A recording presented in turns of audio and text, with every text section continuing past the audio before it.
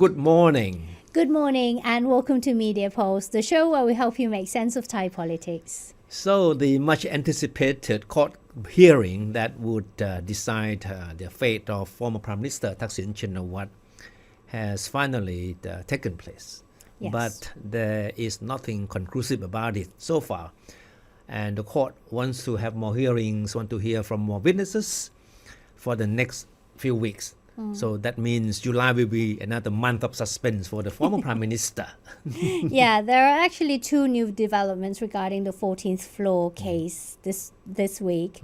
So the first one is the Medical Council's ruling on the doctors and the court hearing on the enforcement of Thaksin's prison term. So we're going to start with the much anticipated court case against Thaksin. And the result from the hearing is that the court has asked for more evidence, which means that it could potentially drag on for who knows how long.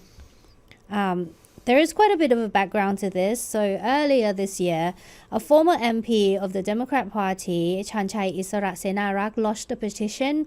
He asked the court to determine whether Thaksin's stay at the hospital can be counted as spending time behind bars.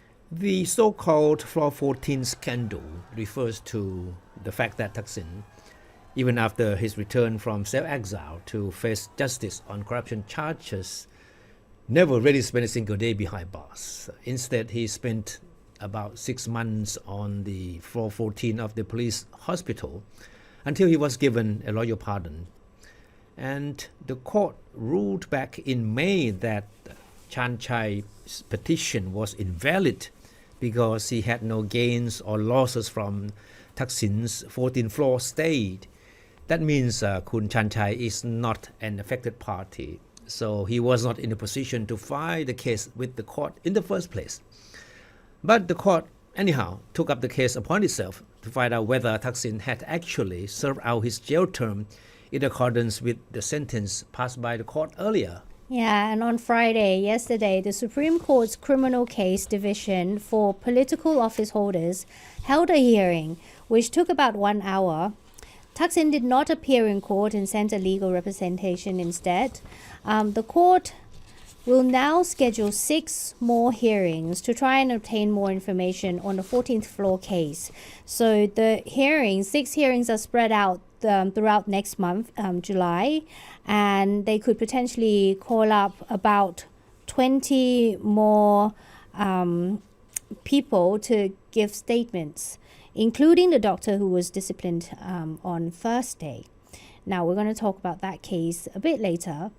But so before the court decides if the hospital stay suffices as a jail term, it needs more evidence. So if it suffices, then Thaksin goes free. If not, he could potentially be sent back to prison to serve out his time.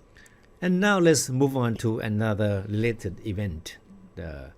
Remember that on the day that Thaksin returned to Bangkok and was sent to prison, doctors and officials at the Department of Corrections claimed that Thaksin fell into a critical condition and had to be hospitalized. But a subsequent investigation found no empirical evidence to justify Thaksin's being transferred to the police hospital. And the Medical Council later ordered temporary suspension of medical licenses on 2 doctors involved. Another doctor was issued with a warning, and that resolution by the Medical Council was then sent to the Public Health Minister, Somsak Thepsutin, who had to either reject or uphold the resolution. Not surprisingly, he decided to reject it. Yeah, so the case went back to the Medical Council, which voted on Thursday with an overwhelming majority for the decision to be upheld. So from now on, the 3 doctors will be punished according to their resolution. So the Medical Council also gave the Public Health Minister, Kun Somsak, 15 minutes in the hearing just to address the meeting. So Somsak basically went on and defended his reasons for rejecting its resolution to no avail, basically. Even outside the building, he was faced with protesters who shouted, "Get out," at him as he emerged from the elevator. I see. Somsak's stand on the issue is no surprise because Somsak is a good and royal friend of Kun Thaksin. Somsak is a veteran politician who has been thriving with the ebbs and flows of Thai politics for almost 5 decades. He has held many important ministerial portfolios before and has worked with many prime ministers in the past, including Thaksin Shinawatra and Prayut Chan-o-cha. Yeah, so he works well with both sides. That's right. And she's a man for all seasons. Right. So the First Day Medical Council's decision was a prelude to the very much anticipated court hearing on the following day. So for now, the doctors involved will be disciplined, but we don't know about the patients yet. All right, so now let's move on to another interesting topic. Yeah, this one's fun. It's fun. It's good fun, but it needs a lot of explaining. Yeah. We are talking about the pending cabinet reshuffle, which the Prime Minister herself, Kun Paetongtarn, said is around the corner, right? Yeah. And as we have been saying, Thai politics is never short of surprises, and we have been proven right again by what happened last week.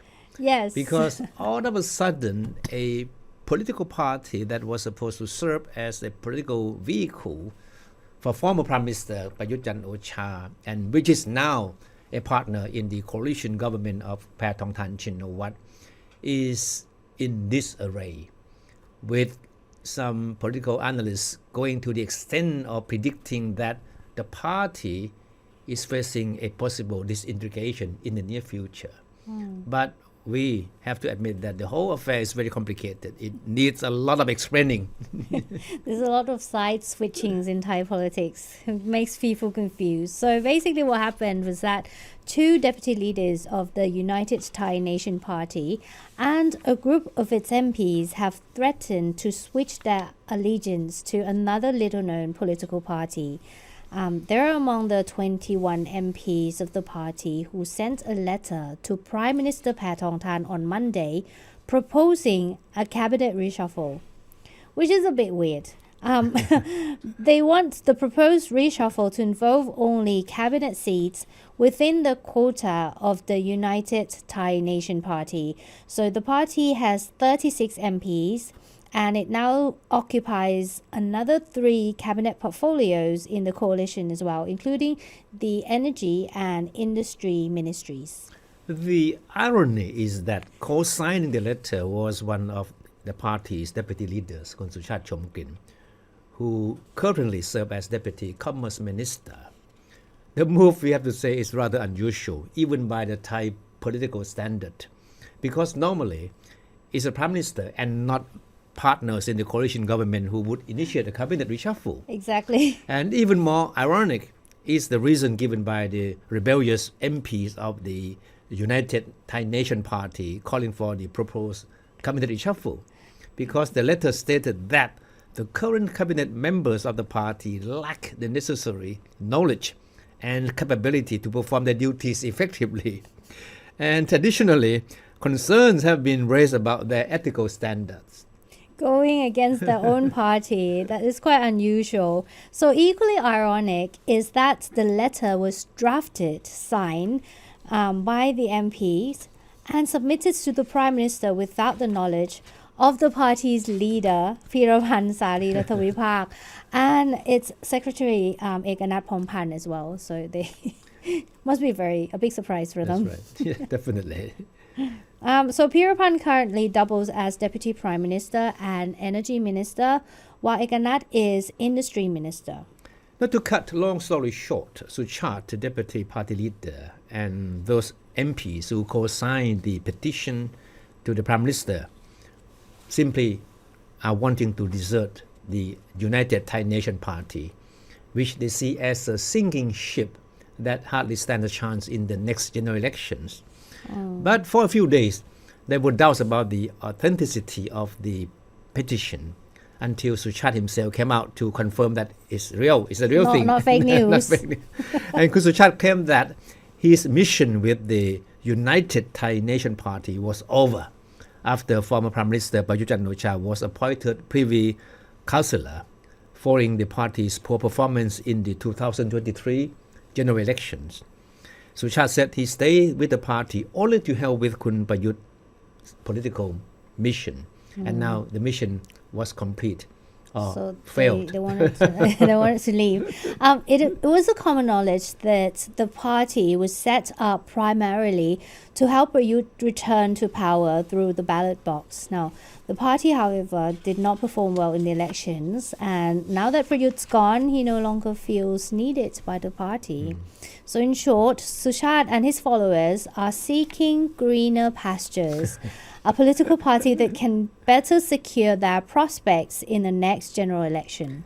What is interesting is that the political observers believe that what is happening with the United Thai Nation Party is a repeat of last year's events involving Palang Pracharat Party, now the second largest opposition party. As we all know, Palang Pracharat was supposed to be another political vehicle of the former generals behind the coup in 2014, particularly former military strongman General Pravit Wongsuwan. The party was incorporated into the coalition government of then Prime Minister Thaksin following the elections in 2023. But when Pattongtarn took over as Prime Minister from Sethar last August, she kicked out Palang Pracharat Party from her coalition government. And instead, she welcomed 21 MPs defecting from the party into her camp and rewarding them with 3 cabinet portfolios. Those former Palang Pracharat MPs now rally under the banner of Glatham Party, under the leadership of Thamarat Phompao, a very controversial political figure who was involved in a drug case in Australia back in 1994. So now Suchat and his supporters are hoping to imitate what has become known as the Glatham model. If they have their own way, the executive committee of the United Thai Nation Party would kick them out of the party so that they can all switch to the new party. Now, waiting in the wings to welcome them is a new party known as Okat Mai, or the New Opportunity Party. From now on, I'm sure you'll be hearing more and more this party's name, right? And if things are to follow the Glatham model, Suchat and some of his followers would be given some cabinet portfolios by Prime Minister Pattongtarn and her Pheu Thai party at the expense of the United Nation Party, which would be banished to the opposition bloc. So practically the New Opportunity Party is a new version of Glatham Party. But there is one caveat. Under the current constitution, MPs can move to another party only under 2 circumstances. So when the party they are currently affiliated with is dissolved, or it expels them under 2 conditions. So this means that the leadership of the United Thai Nation Party still holds the key to the rebellious MP's future. So in the case of Palang Pracharat Party, its renegade MPs were expelled after a deal was struck between them and the party's leadership. So it's no wonder why all these rebellious MPs of the United Thai Nation Party are saying, kick us out now. We want to leave. We want to go. We don't want to be here. So the United Thai Nation Party has the option of either expelling the rebellious MP to resolve the internal conflict once and for all, or tolerating their continued presence in the party as a thorn in the side. And the party leader Pirapan and the Secretary General Ekanat have yet to make up their minds. But even without the current turmoil, the United Thai Nation Party has already been beset by a series of issues. The most troubling of all is the charge that he, meaning Pirapan, has interest in 4 private firms, which is in violation of the constitution and elections law. Now, the minister is also being probed for allegedly violating ethics by placing a sticker bearing his name on relief bags distributed to disaster victims in southern Thailand in December. So I'm sure you must be asking, what does Prime Minister Pattongtarn have to say all about this, right? Exactly. So far, the Prime Minister has been very careful in distancing herself from internal issues of her coalition partners.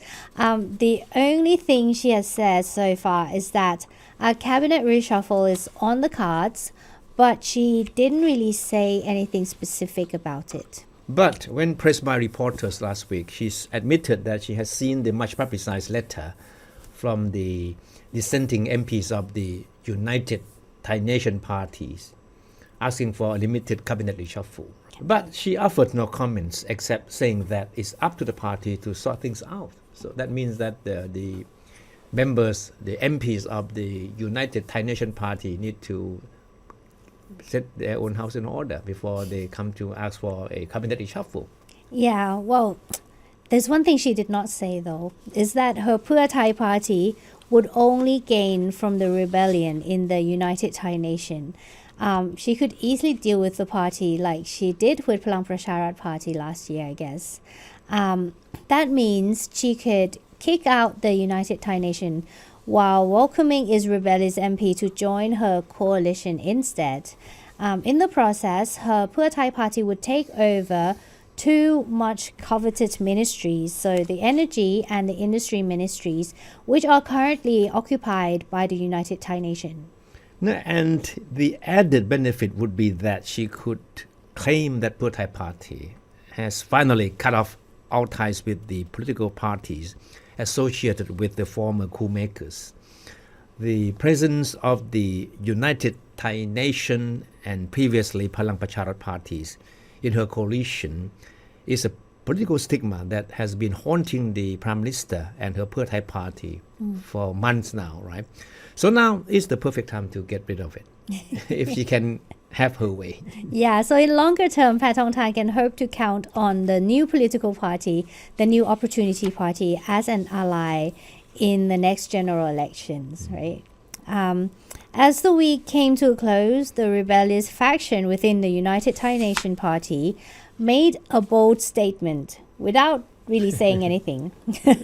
They doubled down on their defiance of the party leadership by posting a photo of that dinner gathering at an upscale restaurant in Bangkok.